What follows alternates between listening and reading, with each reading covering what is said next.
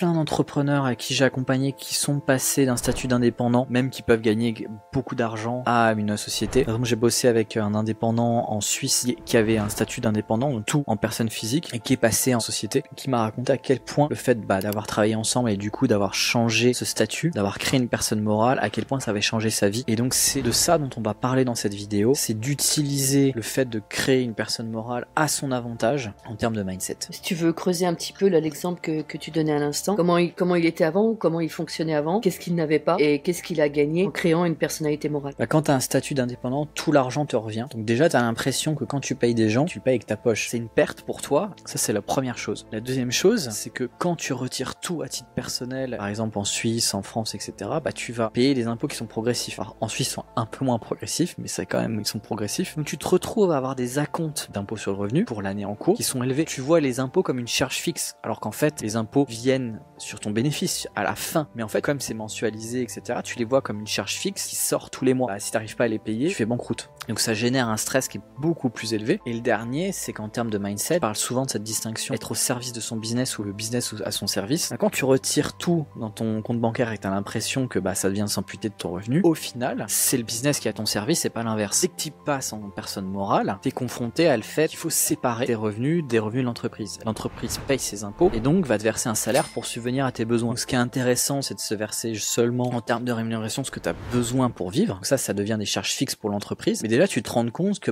si tu as besoin que 2000 euros net, ça coûte 4000 à l'entreprise. En fait, les charges fixes sont que 4000, tu vois, elles sont pas un taux progressif de 40% sur ton bénéfice qui est mensualisé. Donc, au quotidien, tu vois que dans ton entreprise, tu as une trésorerie qui s'accumule que tu peux allouer à différents postes. Donc, tu peux faire des investissements qui sont des dépenses, donc investir dans la publicité, investir dans ton équipe, investir dans des formations, dans des séminaires, dans ton réseau. C'est des investissements qui sont une dépense d'un point de vue comptable. Tu vas pas payer d'impôts, que ça te permet de réinvestir dans l'entreprise. Ou alors, tu peux faire des investissements qui passent après. Donc, par exemple, tu peux investir en bourse, etc. Donc là, tu payes l'impôt sur les sociétés et ensuite tu vas investir en bourse. Le job d'un chef d'entreprise, c'est d'être un allocateur de capital et donc de décider de l'orientation des flux. Comme si tu as une rivière, tu peux alimenter différentes rizières et décider où tu mets les flux pour développer tes rizières. Si tu mets trop d'eau dans tes besoins perso, t'as plus d'argent pour le reste, c'est pas forcément optimal. Donc le fait de séparer personne morale, personne physique, ça te permet de vraiment raisonner en tant qu'entrepreneur et d'allocateur de capital. Moi, c'est une des raisons pourquoi je déconseille les statuts comme l'entreprise individuelle, par exemple, à responsabilité illimitée qui est à l'impôt sur le revenu où tu récupères tout. Et vaut mieux directement soit être en URL, soit en être SAS. Le statut auto-entrepreneur, c'est une petite exception parce que ça te permet de démarrer, etc. Mais si t'es vraiment ambitieux, à un moment donné, il faudra switcher. Il faudra switcher pour investir. Donc ça, c'est le troisième point des trois. Après, on peut passer aux deux autres. Pourquoi les gens réellement ambitieux choisissent de capitaliser dans les sociétés et pourquoi il faut investir avec sa société, pas à titre personnel. Audrey, si tu regardes tous les gens qui ont de l'argent, qu'est-ce qu'ils font? Ils laissent l'argent dans leur société. C'est pour ça que les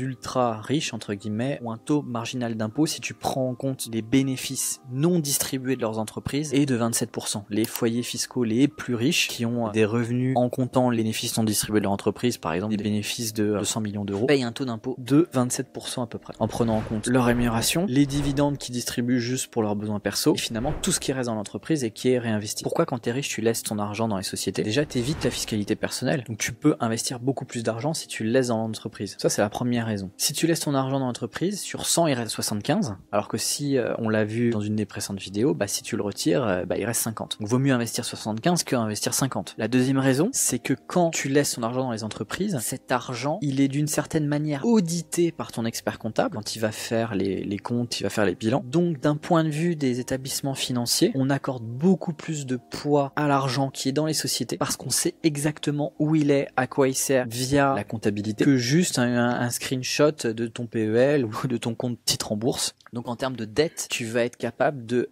lever beaucoup plus de dettes en empruntant grâce à tes sociétés. Également, les intérêts d'emprunt sont déductibles quand tu investis en société, ce qui est un petit peu le cas dans l'immobilier quand tu investis à titre particulier, mais dans des cadres fiscaux très particuliers. Mais si tu es réellement ambitieux et que tu veux de manière illimitée, c'est pas forcément le cas et c'est pour ça que investir avec sa boîte, tu sais que tu vas pouvoir déduire les intérêts d'emprunt du levier qui est même plus important grâce à la comptabilité qui atteste de ton trésor de guerre et qui te permet d'emprunter plus. Ça fait une boucle qui est beaucoup plus vertueuse. En quoi ça change le fait de pouvoir déduire les intérêts d'emprunt? C'est par exemple quand tu investis dans l'immobilier, tu vas amortir ton bien par exemple sur 25 ans. Donc quand tu achètes un bien immobilier, donc, entre ce que tu déduis dans l'amortissement de ton bien et ce que tu déduis des intérêts d'emprunt, plus les frais et rénovations, etc. qui s'amortissent sur des durées plus courtes, au final en fait tu te retrouves à pas payer d'impôt en fait. Et ne payer ton impôt sur les sociétés que quand tu amortis beaucoup plus de ton bien immobilier ou soit quand tu vends. Donc en fait tu capitalises d'une manière implicite en te constituant un patrimoine de cette manière, en ayant plus investi parce que t'as pas retiré cet argent personnel. Ça te permet un effet de levier à la fois financier, à la fois fiscal. Et ça c'est permis parce que l'entreprise, elle est là pour avoir une activité économique et l'investissement en est une, contrairement au fait d'utiliser cet argent pour ses besoins personnels. C'est ça entre guillemets la niche fiscale des pays développés. On encourage l'investissement, on encourage l'activité économique en ayant une fiscalité sur les entreprises qui est faible que finalement l'argent qui sert à la consommation finale. Et donc c'est important d'utiliser à son plein potentiel et donc de ne pas investir à titre personnel. C'est-à-dire que tu vas laisser tout ton argent dans les sociétés pour maximiser cet effet financier et ça sert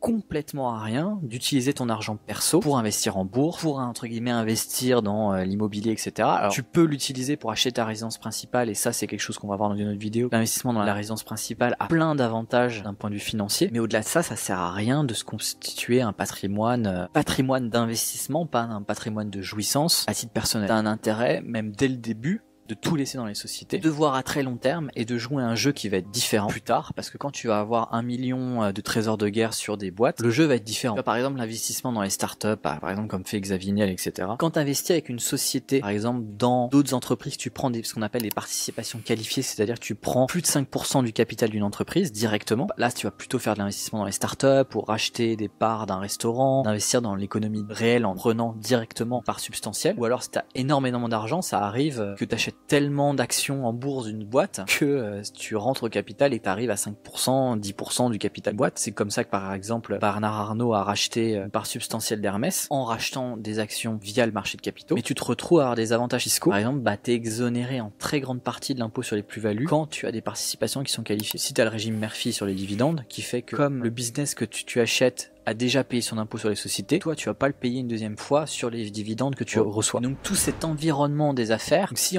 t'es en France et que t'es réellement ambitieux, que la majorité de tes revenus servent à être investis et donc réinjectés, tu te retrouves au final à payer une fiscalité qui est non confiscatoire, je dirais, qui est certes élevée quand tu vas consommer, parce que tu vas payer 50% d'impôts plus après la TVA, par exemple si tu veux t'acheter sac Vuitton ou autre, t'as quasiment à 66% d'impôts, mais en réinvestissant, tu te retrouves au final t'es à 25 voire moins si tu fais des investissements dans les participations qualifiées. Donc c'est pas si terrible. Le problème en France, c'est d'avoir un train de vie qui est élevé comparé à ce que tu es capable d'investir. Et si au contraire, tu investis énormément par rapport à ton train de vie, tu t'en fous en fait. C'est la raison pour laquelle il faut investir dans sa boîte et pas à titre perso. Est-ce que c'est clair? T'as une question, une remarque? Oui, c'est clair. Juste une petite chose que je voulais vérifier. Tout à l'heure, tu parlais de l'investissement immobilier par l'entreprise. Ouais. Donc c'est intéressant d'investir par exemple dans l'achat d'un bâtiment, d'un logement. Ouais. Bien sûr. Okay. Après, ça dépend de quel type d'investissement tu vas faire. L'investissement dans l'immobilier commercial, donc que tu vas louer à d'autres commerçants, soit tu investis dans ton propre cabinet, soit tu fais du locatif et tu fais payer un loyer à d'autres personnes, etc. Mais tu te rends vite compte que à un certain niveau d'immobilier, personne fait de l'habitation en fait. Si tu regardes les plus grosses boîtes dans l'immobilier, c'est toujours de l'immobilier commercial. Les plus grosses boîtes dans l'immobilier aux États-Unis, le top 3-4 des foncières, ça doit être Prologis aux US ou ces entrepôts de stockage pour les entreprises qui vont louer à Amazon ou à d'autres, à Walmart ou autres pour des entrepôts de stockage. Prologis, je crois que c'est 120 milliards de capitalisation. En gros aussi Realty Income 40-45 milliards. C'est plus les magasins, les grosses pharmacies, le supermarché de Walmart, les murs de Walmart, mais pas le stockage, tu vois. Ça va être FedEx, etc. Tu peux avoir des entrepôts aussi, mais il y a plus une donnée d'avoir les murs que l'entrepôt. Tu vas avoir Public Storage. Alors là, ça va être petite box de storage pour les particuliers. Tu vois que t'es pas dans les immeubles d'habitation, tu vois. Tu te rends vite compte qu'en fait, gérer les locataires, c'est pénible et pas très rentable, en fait. Quand t'as des leviers financiers qui sont importants. Vaut mieux louer des immeubles qui valent des centaines de millions à des professionnels, en fait, en termes de gestion, t'as beaucoup moins de gestion. Voilà. Ouais, parce que sinon, l'autre destination de l'habitation, qui est l'objet de l'investissement de l'entreprise, c'est pour les employés. Ouais, alors là, moi c'est plus moi, tu vois, là ça va être plus être moi ma typologie d'entrepreneur, c'est l'entrepreneur patriarche qui veut prendre soin de ses salariés et qui un peu veut avoir un espèce d'écosystème, tu vois, pour renforcer la boucle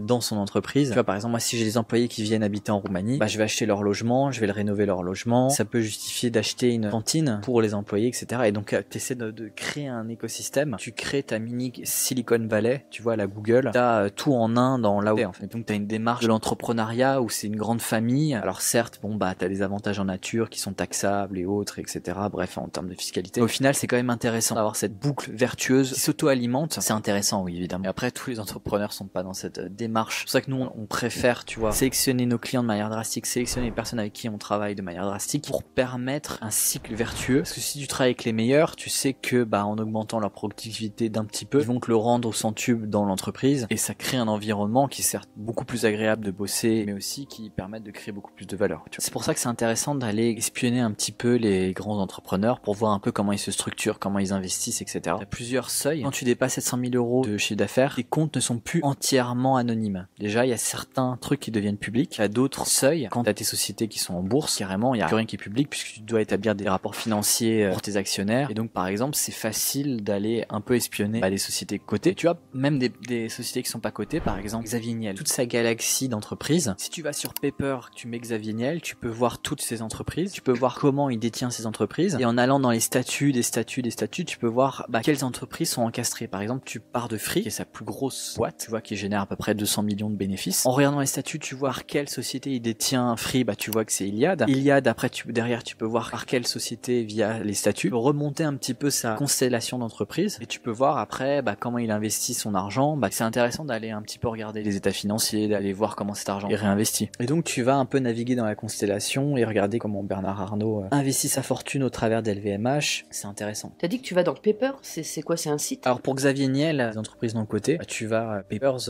ou Infogreffe. Papers permet de voir les constellations, les comptes, les statuts, donc voir les encastrés. T'apprends énormément de choses. Si t'as une société cotée, tu peux coupler ça avec les états financiers qui sont publics. Par exemple, dans les états financiers d'une société cotée, tu peux voir toutes les filiales dans lesquelles ils ont un intérêt indirect. Donc tu peux voir les filiales, en fait. Bernard Arnault, il y avait une filiale à Malte dans lequel il détenait un yacht qui valait je sais pas combien, qui était un des plus grands yachts du monde, dans lequel Bernard Arnault passait un peu de temps dessus. C'est intéressant, tu vois que dans la fortune, finalement, il y avait une société de location de yacht qui louait à d'autres personnes ce yacht, mais aussi à titre privé. Bon, c'est un peu le jeu du chat et de la souris.